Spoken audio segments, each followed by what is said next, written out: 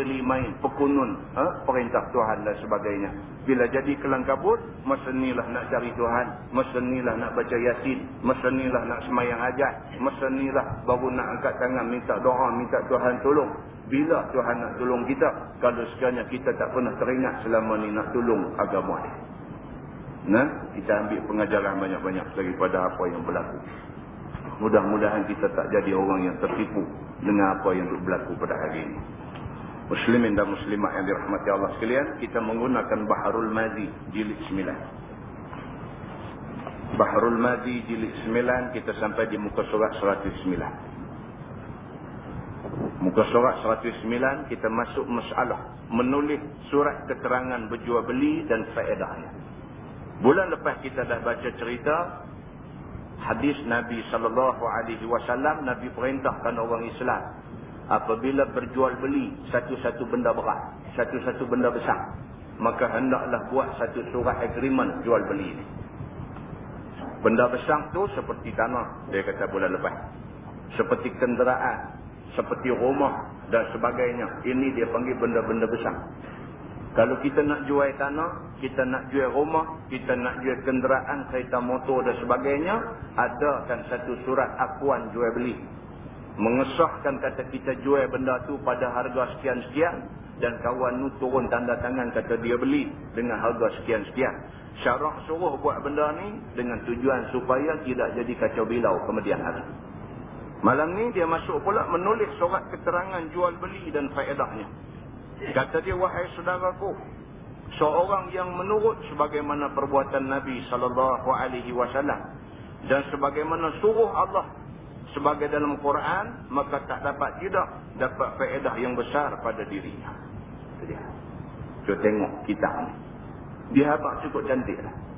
Dia kata kita ni kalau kita turut lagu yang Nabi suruh, kalau kita buat lagu yang Nabi suruh, sudah tentu kita dapat faedah yang besar daripada apa yang kita buat. Cerita dia lagu tu aja. Orang Islam ni bukan susah pun. Buat aja apa yang Allah suruh, apa yang Nabi suruh buat. Tak usah duk cari 1001 alasan, tak usah duk berdalih, tak usah duk kona, tak usah duk bagi. Tak mau ni semua ni. Allah suruh, Nabi suruh, buat. Habis cerita. Pasal apa? Pasal dalam Quran Allah Subhanahu wa taala sebut, a'udzubillahi minasyaitonir rajim, la yukallifullahu nafsan illa wus'aha. Laha ma kasabat wa 'alaiha maktasabat. Selalu kita duk baca ayat ni, tapi tak pernah tahu apa makna dia. Daripada duk baca umur belah-belah dulu sampai malam ni tak pernah tahu apa makna ayat ni. La yukallifullahu nafsan illa wus'aha.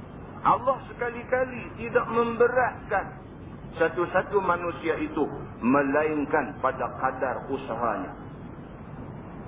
Allah bagi tahu dah dalam ayat dia, dia sekali-kali tidak pernah perintah suruh kita buat satu benda yang kita tak boleh buat.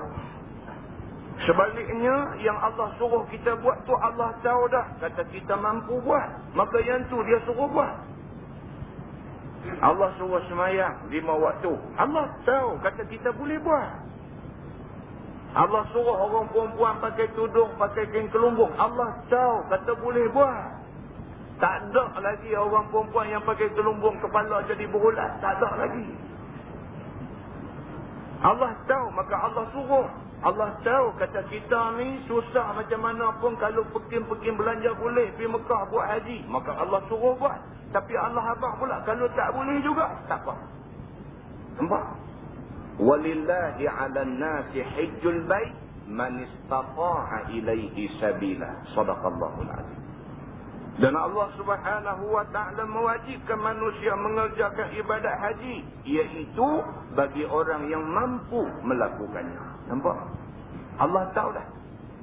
Allah tahu dah. Ada juga orang yang pekin ni, habis punya pekin belanja nak pergi ke Mekah sampai dia mati tak dampi. Maka bagi orang yang macam ni diberi keampunan oleh Allah Subhanahu wa taala. Pasal apa? Pasal dia tak ada syarat istita'ah. Syarat mampu tu tak ada pada dia.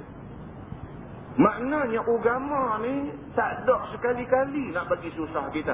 Sebaliknya agama ni nak bagi senang, nak bagi selamat kita. Itu agama. Kemudian kata Allah Subhanahu wa taala dalam ayat tu lagi, laha ma kasabat wa 'alaiha maktasabat. Baginya pahala kalau sekiranya dia buat baik. Wa 'alaiha maktasabat, dan ke atasnya dosa kalau sekiranya dia buat jahat. Adil Tuhan. Subhanallah. Maha adil Tuhan kita. Kalau hang buat baik, laha ma kasabat. Aku sediakan apa yang aku janji, aku bagi. Wa 'alaiha maktasabat. Kalau hang bantah, hang buat benda yang aku tak bagi buat, aku sediakan azab bagi kamu.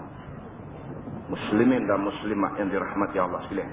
Maka Islam ini adalah satu agama yang sememangnya sesuai sangat-sangat dengan manusia ni. Firman Allah Subhanahu wa taala bagi tahu dalam firman tu dekat kita. Baik kata dia, maka apabila seseorang itu berkehendak demikian, maka sayogialah jangan ditinggalkan akan satu perkara ini. Siapa yang nak selamat atas dunia, nak selamat di akhirat, ikutlah apa yang Nabi suruh, termasuk yang ni, dia kata ni, bila jual beli benda-benda besar, buat surat perjanjian. Kita tengok ulama-ulama kita dulu, cuba tengok. Bagi kita benda ni kecil aja, tapi bagi dia besar. Pasal apa? Pasal Nabi suruh. Soal Nabi suruh tu suruh wajib ke suruh sunat, itu soal yang kedua. Soalnya Nabi suruh. Begitu. Ulama ni dia melihat benda sunat ni besar, sehinggakan dia rasa rugi amat kalau dia tak buat. Kita ni melihat benda sunat ni benda kecil, dengan kerana sibuk tak payah buat. Itu beza kita dengan orang-orang yang dekat dengan Allah dulu. Beza di situ. Berapa ramai orang hari ini dia tak ambil berat benda-benda yang Nabi suruh, walaupun benda tu bukan benda besar, tetapi Nabi suruh. Nabi suruh supaya orang laki-laki ini biasakan diri dia dengan ta'attur. Nabi kata ta'attur, beratar-atar, pakai wangi-wangi. Nabi suruh. Kan? Kita tak dan pakai. Bukan tak pakai, tak dan pakai. Hingga duduk tak dan setiap hari. Sampai Nabi SAW habaq dalam hadis dia, Nabi kata ada 3 benda. Nabi kata, yang apabila orang bagi dekat kamu, kamu tak boleh tolak 3 benda. Apa dia? Yang pertama, minyak atar. Nabi kata. Kalau ada orang main dia kata ni, minyak atar. Kita kata tak mau. Tak boleh. Tolak tu tak boleh. Nabi tak suka. Kena terima. Yang kedua, al-wisadah. Dia kata bantai. Bantai pun tak boleh tolak. Bantai apa?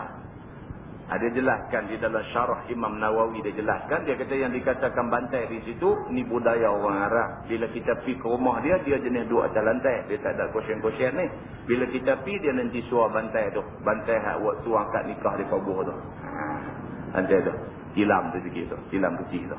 Arab dia macam tu. Bila pergi, ada yang suar bantai tu. Bila dia suar tu, kena duduk juga. Pasal apa? Meraih apa nama tuan rumah. Kita pergi rumah dia, dia besar sangat, ajak nak suruh kita duduk saat minumlah air walaupun sejerit. Duduk. Dia suar bantai suruh duduk tu, duduk. Itu disuruh oleh agama kita. Dan yang ketiga, Nabi kata susu. Susu jangan tolak. Kalau orang bagi susu, minum. Begitu.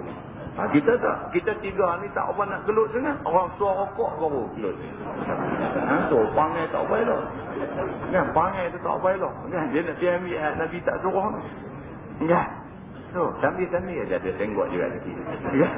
Ada di situ tu. Kita ni selalu duk buat benda yang menyimpang daripada hak Nabi duk suruh. Muslimin dan muslimat yang dirahmati Allah sekalian.